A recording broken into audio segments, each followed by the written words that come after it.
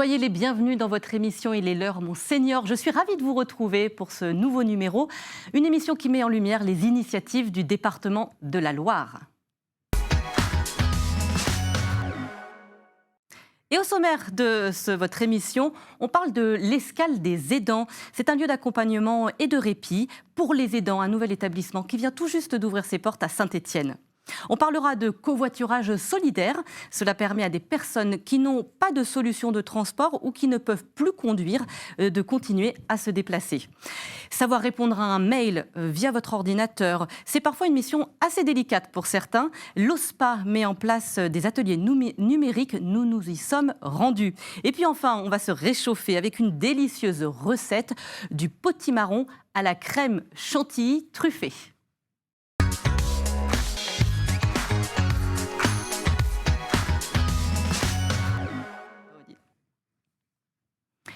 Et on commence ce numéro avec une thématique. J'avais envie de commencer cette émission pour mettre en valeur les aidants familiaux et puis tous ceux qui travaillent autour des aidants. Donc nous avons un temps avec mes invités que je reçois. C'est Odile Doppler, bonjour. Bonjour. Et Marie Moulin. Bonjour. Bonjour Marie Moulin, vous êtes psychologue. C'est bien ça. Et vous aidez les aidants, en tout cas vous travaillez avec eux pour aller dans le bon sens, j'ai envie de dire. C'est bien ça. Odile Doppler, vous êtes vous ancienne aidante. Vous avez aidé votre mari pendant 4 ans.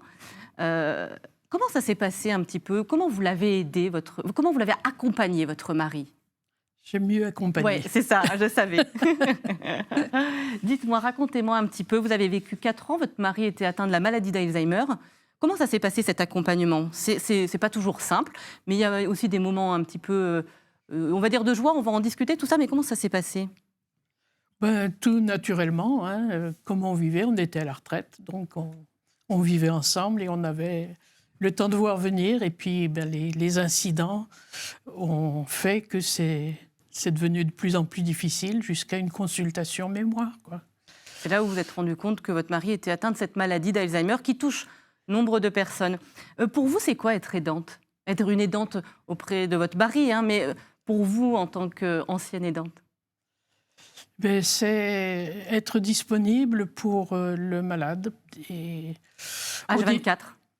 Au début, c'est pas H24, et puis au fur et à mesure, vraiment, on devient aidante quand on ne peut plus faire autrement que de penser qu'à ça, et que faire que ça. Je me retourne plus vers l'expert, on va dire, la psychologue Marie Moulin. C'est quoi en fait être aidant familial, familiaux? Alors, il y a plusieurs termes, on peut dire aidant naturel, aidant familial, etc. On devient aidant à partir du moment où on apporte une aide à une personne, que ce soit une aide dans la vie quotidienne, une aide dans les papiers, une aide pour accompagner chez le médecin. C'est vraiment un acte qui se fait dans la vie quotidienne, mais qui peut être une toute petite chose. Ça peut être ponctuel ou ça peut être régulier. Souvent, c'est déjà au départ assez ponctuel. Et puis, selon les maladies, ça va s'intensifier au fur et à mesure. Mais on devient aidant très rapidement sans même s'en rendre compte. Tout simplement parce que, comme vient de dire Madame Doppler, c'est très naturel au départ. On va le faire pour aider, on va le faire pour donner un petit coup de main. On va le faire parce qu'on est dans la famille et qu'on est disponible en tant qu'enfant. Et puis très très rapidement, en fait, ce rôle-là n'est pas très bien identifié. Et parfois, les gens n'aiment pas le terme aidant. Odile, c'est votre cas ou pas? Vous m'avez plusieurs fois reprise avant l'émission sur le terme accompagner. Vous étiez... Je pense que c'est un meilleur mot que aidant. Parce que aidant, ça implique un déphasage de niveau, tandis qu'accompagner, c'est comme on a toujours vécu, on s'accompagne. C'est pas pareil. L'un et l'autre. Il n'y a pas un qui donne et l'autre qui reçoit. Parce que je n'aime pas ça. C'est un mot qui fait beaucoup de débat, chez les aidants notamment. Donc il y en a qui vont s'appeler les aimants, autour du verbe aimer, oui, mais ça peut être aussi bien. les aimants qui s'attirent, dans les deux sens. Il y en a qui vont s'appeler effectivement les accompagnants. Ce terme, il est très difficile finalement à définir et à trouver. C'est un peu selon chaque personne. Marie Moulin, vous qui êtes à l'écoute des aidants, vous travaillez notamment à l'Escale des aidants, on va le voir dans un prochain sujet.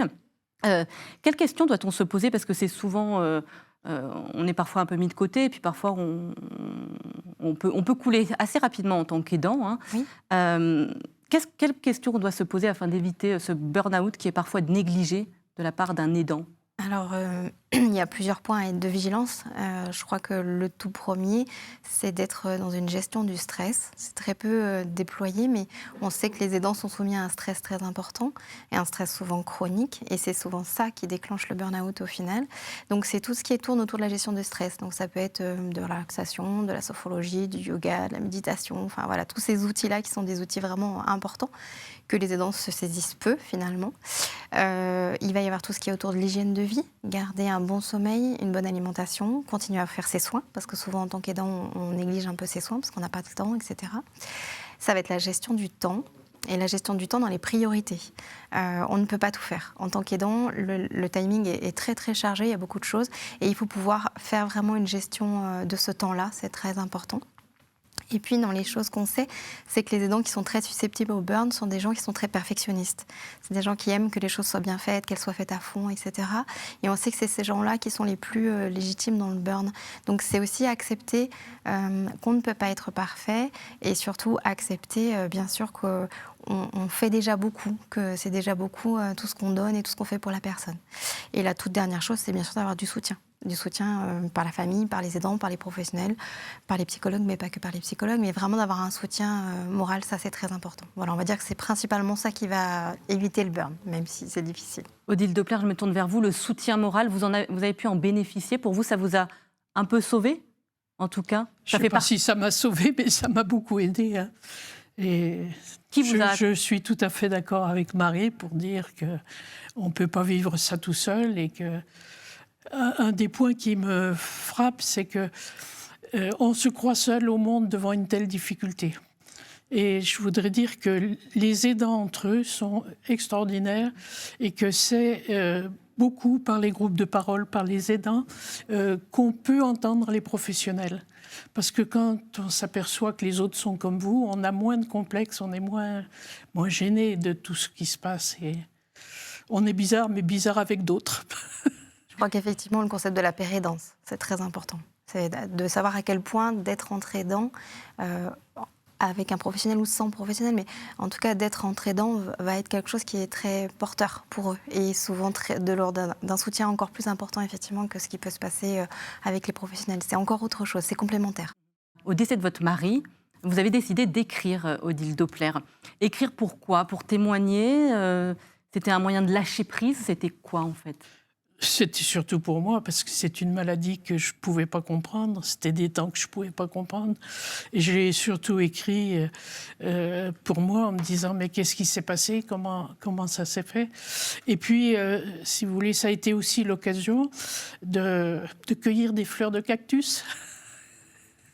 Parce que je me suis aperçue qu'au milieu de tout ça, j'ai appris énormément de choses. Je vais lire un poème que vous avez écrit, quelques lignes. Vous l'avez intitulé « Bienvenue en terre inconnue ». Je vais le lire. Comment imaginer que l'on ne peut plus bricoler comme toujours? Pourquoi il est impossible de se rappeler où l'on va et pour quel achat, pour quelle rencontre? Pourquoi des incompétents prétendent-ils que nous ne pouvons plus conduire, nous qui avons tous nos points sur notre permis, qui n'avons pas eu d'accident en 50 ans de conduite? Pourquoi tout change autour de nous et nous laisse sans boussole pour nous orienter, et cela autant pour l'un que pour l'autre, saleté de maladie? En tout cas, c'est comme ça que vous avez voulu vous témoigner, c'est en écrivant, et c'est ce qui vous a fait du bien finalement. Probablement. Hein, ouais. Probablement. Vous voulez faire lire un peu ces poèmes ou pas? Ce texte, c'est un texte que j'ai offert à des amis qui rentraient dans la maladie. Donc je leur ai dit, bienvenue. J'aurais bien voulu que vous rentriez pas là-dedans, mais bon. Aujourd'hui, vous aidez des personnes qui ont connu ce que vous avez vécu, vous, il y a quelques années. C'est en tout cas ce que vous... Quand c'est possible, enfin, je me dis que j'ai beaucoup appris et que ça se partage. Ça se partage. Alors, je vous propose, je ne sais pas, vous connaissez certainement l'escale des aidants, Odile Doppler. Hein. Ça vient tout juste d'ouvrir. Marie, on en parlera parce que vous êtes la psychologue là-bas. C'est une association qui vient d'ouvrir en septembre 2002. C'est un lieu chaleureux. Une aidante a accepté de témoigner pour nous expliquer son besoin de pousser cette porte de ce lieu. Je vous laisse découvrir le sujet.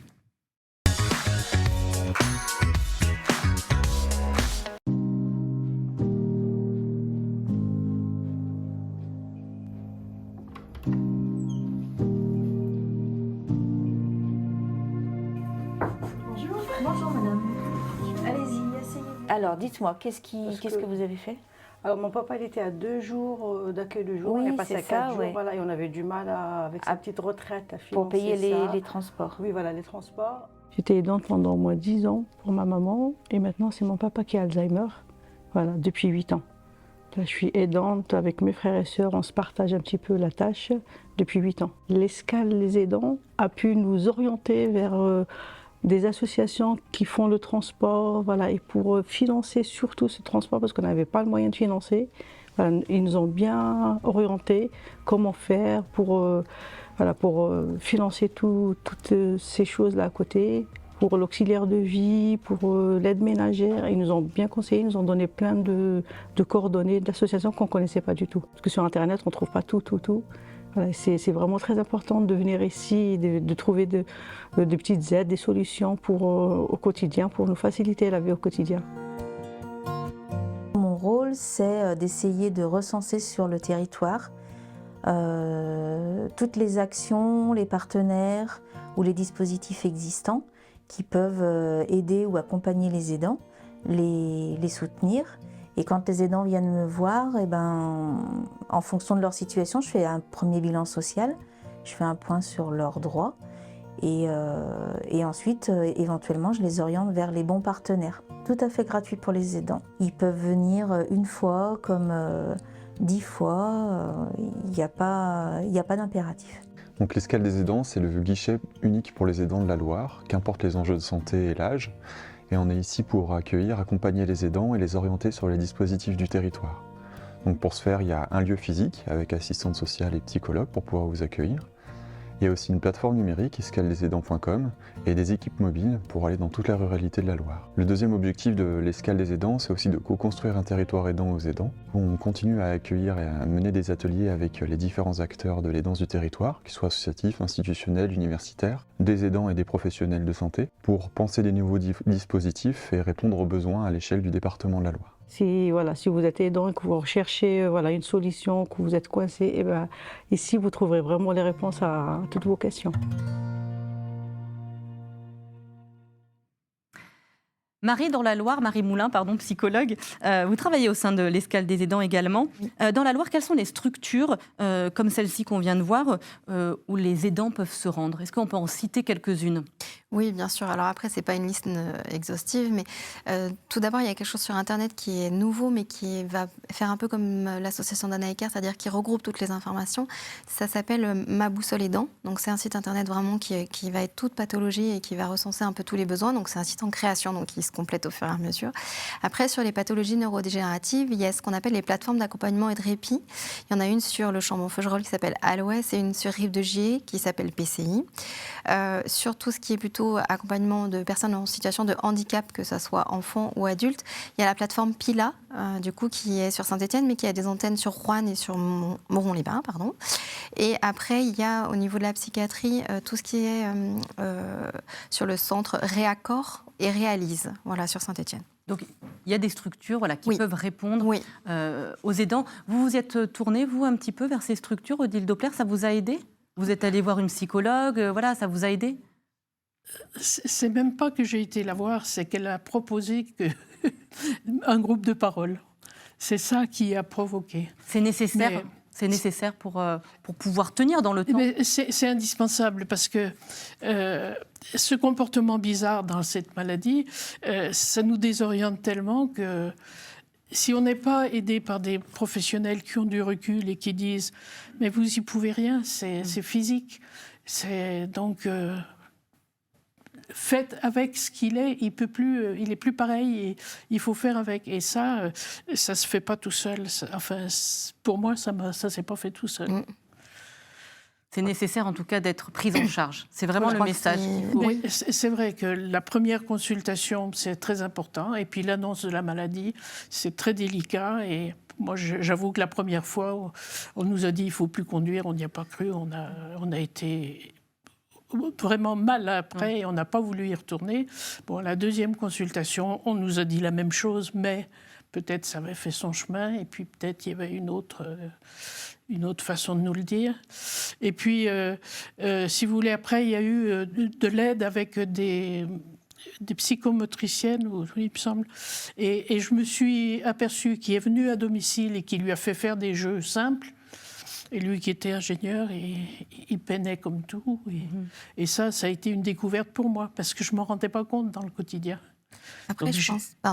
Après, je pense qu'effectivement, en tant qu'aidant, on se retrouve assez isolé et face à toutes les difficultés qu'Odile est en train de décrire, et qu'au bout d'un moment, on ne sait plus ce qu'il est de la maladie, ce qui est de la personne, ce qui est de la vie normale, pas normale. Enfin, on est un peu déboussolé là-dedans.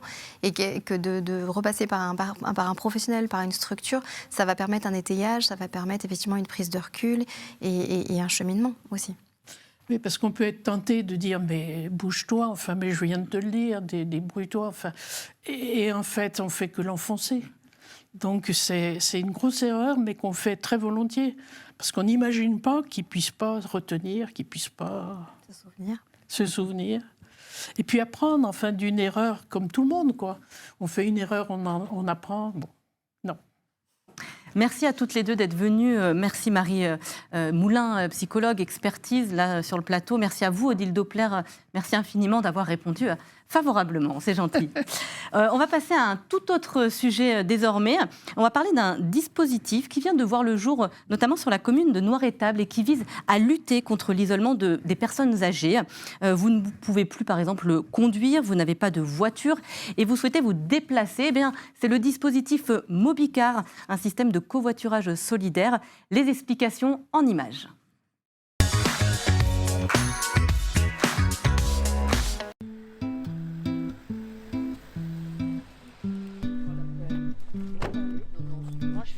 Agir ABCD, agir veut dire Association Générale des Intervenants Retraités.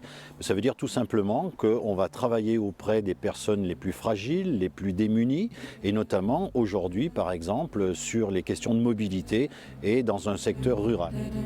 Le dispositif mis en place par Agir ABCD s'appelle Mobicar. Mobicar, c'est très simple. C'est d'une part car, conduite automobile du retraité, et là c'est simple. Vous avez une voiture mais vous ne pouvez plus vous en servir pour des raisons de santé. Agir ABCD va vous mettre en contact avec un chauffeur qui viendra prendre votre voiture et vous emmener là où vous avez besoin d'aller. Et le deuxième dispositif qui s'appelle Console, conduite solidaire, c'est simple également. Vous n'avez pas de voiture, vous avez des revenus très faibles, et bien Agir ABCD va vous mettre en contact avec un chauffeur qui viendra vous prendre chez vous, vous chercher chez vous pour vous emmener là où vous aurez besoin, mais avec sa propre voiture. On va rencontrer Solange à Saint-Turin. Oui, c'est la première fois que je fais ça. Oui, effectivement, ça coûte du gasoil, ça coûte du temps, mais moi j'en ai. Et j'ai pas beaucoup d'argent, mais je pensais que ça pouvait dépanner des gens. Donc du coup, moi j'ai une grande voiture, ça peut faire. Il y a un moment où j'ai pensé me faire embaucher par un taxi, parce que pour avoir un taxi, il faut avoir une voiture à soi. Enfin, à l'époque, voilà. J'aurais bien aimé parce que j'aime beaucoup rouler. Alors, pourquoi pas maintenant? Bonjour. Ça va, allez. Tu m'emmènes à Noirétable? Oui, ça y est. Très bien ce dispositif. Moi je viens de la ville, on est là depuis que je suis en retraite, donc il y a que 5 ans. En ville, on avait tous les moyens de locomotion à disposition. Donc je n'ai pas passé le permis, n'est-ce pas? C'était pas nécessaire. Mon mari là, on a une voiture. Mais à la campagne, il y a certaines fois, j'aimerais bien partir sans lui. Ne serait-ce qu'en période de Noël pour aller lui acheter ses cadeaux. Donc c'est la rencontre d'Agir ABCD et des Monts qui pétillent lors d'un dispositif qui s'appelle la Charte des aînés. On a proposé à Agir ABCD de prendre un petit peu la main et puis de les aider à mettre en place ce dispositif parce que nous on a un ancrage local. Notre association travaille sur la mobilité, beaucoup, mais on n'est pas là pour créer des dispositifs, on vient en soutien aussi aux dispositifs existants. Ce n'est pas un service de taxi, on ne vient surtout pas en concurrence, c'est vraiment pour des courses ponctuelles et un peu indispensables et avec des conditions. Notamment, on demande une contribution de 4 € aller-retour. Et c'est pour des gens qui ne sont pas imposables. Et on ouvre à présent une nouvelle thématique. On va parler des ateliers numériques. Et pour parler de cela, je reçois notre invitée. Vous êtes Séverine Reynaud. Bonjour. Bonjour. Vice-présidente en charge du numérique au sein du département de la Loire. On va tout de suite regarder, si vous voulez bien, Séverine Reynaud, un reportage. Et je vais après vous interviewer, bien sûr, dessus. Vous faites peut-être partie de ces gens qui ne savaient pas vous servir réellement de votre boîte mail via votre ordinateur. C'est parfois une mission assez compliquée. Eh bien, l'OSPA met en place des ateliers numériques. Nous nous sommes rendus sur place.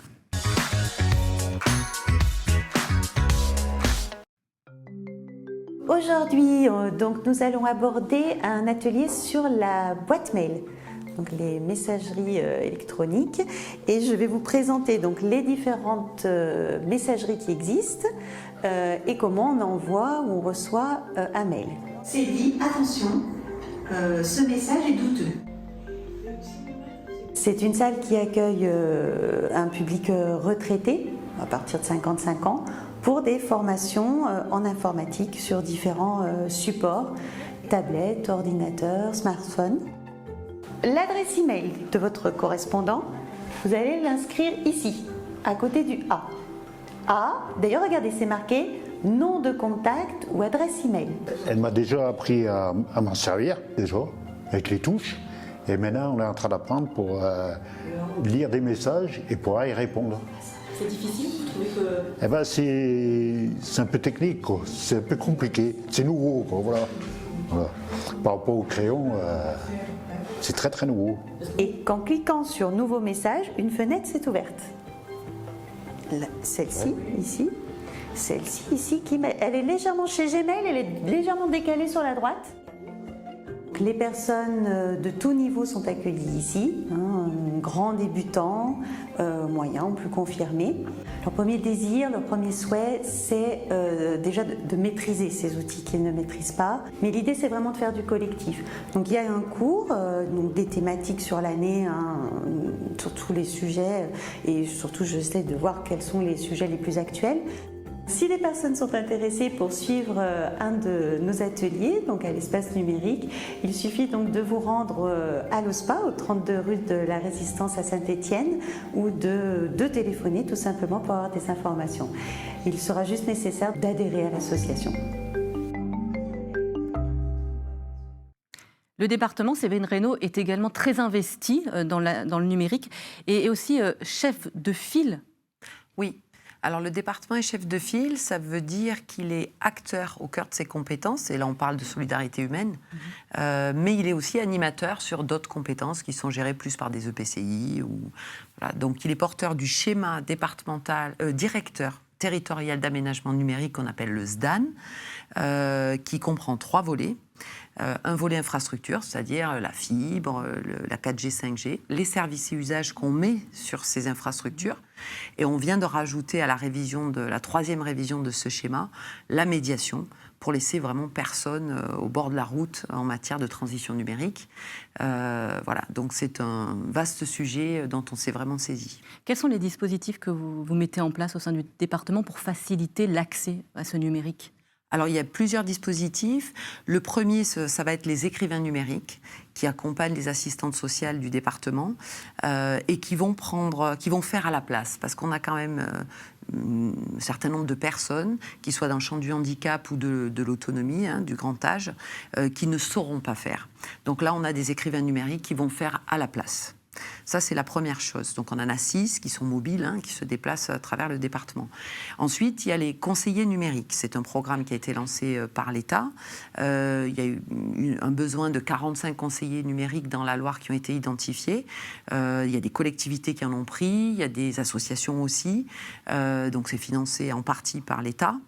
Et le département en a pris 9, dont un qui est le coordinateur des 45 pour pouvoir établir un schéma de médiation numérique à l'échelle du territoire pour que ce soit plus lisible pour les habitants, les personnes, de se dire moi je voudrais me perfectionner ou apprendre où je dois aller, par exemple. Donc il y a besoin d'un schéma quand même à l'échelle départementale qui est très bien maillé puisqu'on a 109 points de médiation à l'échelle de la Loire, mais il faut encore le rendre lisible pour nos habitants. Et il y a un troisième point, c'est le pass numérique. Voilà, alors il existe des passes numériques, c'est aussi un programme qui a été lancé il y a 2-3 ans par l'État, auquel le département a répondu, donc c'est un cofinancement État-département, et qui permet de donner en gros 10 heures de formation à des gens. Donc ça passe entre autres par nos assistantes sociales qui vont identifier ces publics et leur permettre d'aller dans des ateliers gratuitement, avec 10 heures de formation à l'outil numérique. En ce moment, le département de la Loire répond à un appel à projet de la part de l'État. On peut le dire ainsi, c'est quand le numérique est au service de l'autonomie. C'est quoi cet appel à projet? Ça consiste en quoi exactement, Séverine Reynaud? Alors, c'est la deuxième vague du plan d'investissement à venir, le PIA 4 de l'État, sur les territoires connectés et durables. Donc, on a décidé d'y répondre. Et donc, pour ça, il fallait un sujet. Et le sujet de l'autonomie et du logement social ces deux sujets nous ont semblé essentiels. C'est vraiment au cœur, pour le coup, de nos compétences. Et il s'agit... Donc, on a créé un consortium avec Loire Habitat, qui est le bailleur social départemental, avec le Ciel, qui est le bras armé, le bras technique du département, avec l'École des Mines pour tout ce qui est recherche et développement, Télécom Saint-Étienne, l'IRUP pour les innovations sociales, et on a 2 entreprises, URBS qui sont issues d'ailleurs de l'École des Mines, qui ont monté une start-up qui nous fait une plateforme territoire, et Carnot qui crée des chaudières numériques et des ordinateurs chauffage. Et concrètement, alors c'est quoi le but? Donc ce consortium travaille autour de 150, va travailler, puisqu'on n'attend pas encore lauréat, on l'espère, va travailler autour du sujet de l'autonomie et du logement social sur 150 logements de Loire Habitat pour accompagner les personnes âgées ou dans le champ du handicap grâce aux objets connectés. Comment on se rend compte que la personne ne s'est pas levée, comment on prévient la chute grâce au numérique. Le numérique, il a de sens que s'il est au service de l'homme. Sinon, il n'a aucun sens. Donc ça, c'est une première partie. Donc équiper, c'est pour maintenir à domicile le plus longtemps possible les personnes. C'est ce qu'on appelle l'EHPAD à domicile. Et d'un autre côté, comment on aide dans le logement social les familles à gérer mieux leur énergie, leur eau, à contrôler leurs factures. Parce que je crois que c'est un sujet de première nécessité, autant pour les personnes âgées d'ailleurs que pour les plus jeunes. Merci beaucoup Séverine Reynaud d'être venue sur le plateau nous expliquer un petit peu ce qu'avait mis en place le département de la Loire sur tout le plan numérique. Merci à vous. Et à présent, rien de tel que de se réchauffer un petit peu avec une bonne recette qui est proposée par le chef du restaurant à Mouron-les-Bains. C'est un velouté de potimarron et sa chantilly truffée.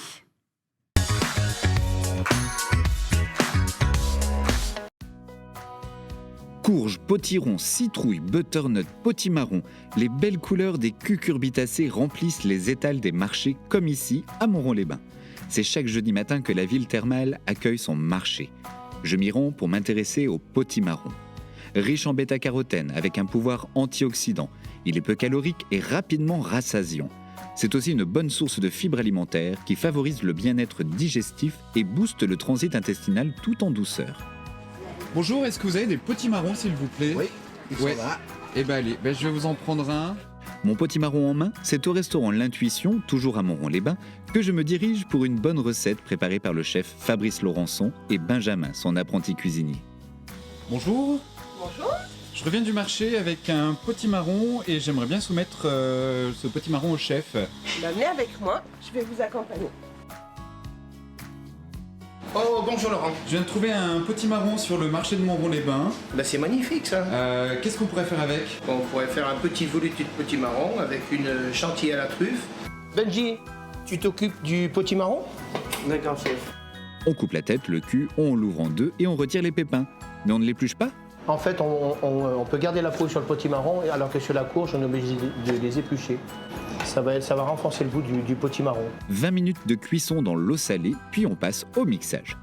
Quel est le secret pour avoir un bon velouté? Il vaut mieux mettre l'eau petit à petit pour voir la consistance du velouté. Nous, on ne le veut pas trop liquide pour que la chantilly à la truffe puisse tenir dessus. On va passer au dressage. Donc au préalable, on a fait une chantilly à la truffe. Donc on a pris nos truffes qu'on a mixées, on les a mélangées avec une crème, un peu de sel. On a tout passé au chinois étamine, on a mis dans notre siphon. Et donc on a obtenu une chantilly à la truffe. Donc on va prendre une mouche de velouté. Donc là maintenant on va mettre notre chantilly à la truffe. Et donc là on va mettre nos lamelles de truffe. Et la touche finale en fait, on va mettre un petit peu de sel de Guérande. Une recette simple mais tellement délicieuse. Vous pouvez toujours remplacer la truffe par d'autres champignons. L'important reste de se faire plaisir. Et on termine cette émission avec des bonnes adresses à visiter dans notre département de la Loire, c'est l'agenda.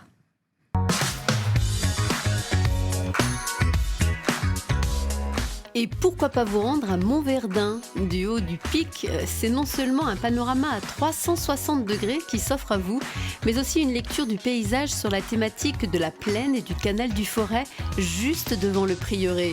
Et vous pourrez même admirer les monts du Lyonnais. Classé monument historique, le prieuré de Montverdun ne devrait pas vous laisser indifférent. La station de Chalmazel a tout pour vous séduire, avec des activités pour tous et de bons moments en perspective. Culminant à plus de 1600 mètres d'altitude, la station vous offre une gamme d'activités de pleine nature, hiver comme été. En famille ou entre amis, venez prendre un bol d'air frais. Plus d'infos sur les conditions d'enneigement et les horaires d'ouverture sur le site de la station. Découvrez ou redécouvrez le musée d'art et d'industrie de Saint-Étienne. Il possède 3 collections techniques d'envergure nationale et internationale, armes, cycles et rubans. Une alliance réussie entre l'art et l'industrie, le beau et l'utile, la forme et la fonction, l'innovation et les usages.